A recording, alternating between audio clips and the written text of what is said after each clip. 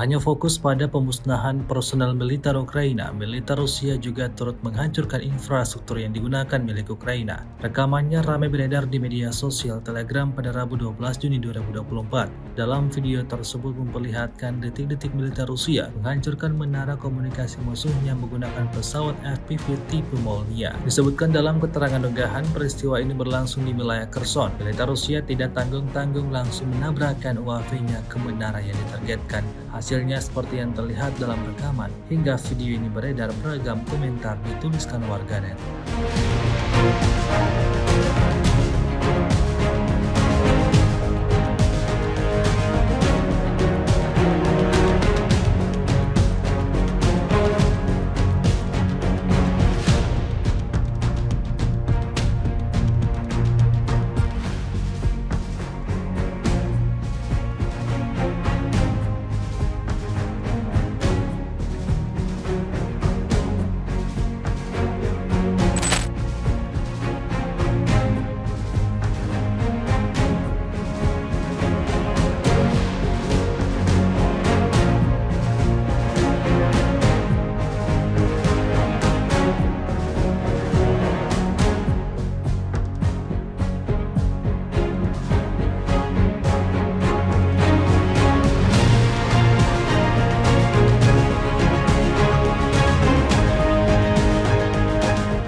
Download Tribun X sekarang, menghadirkan lokal menjadi Indonesia.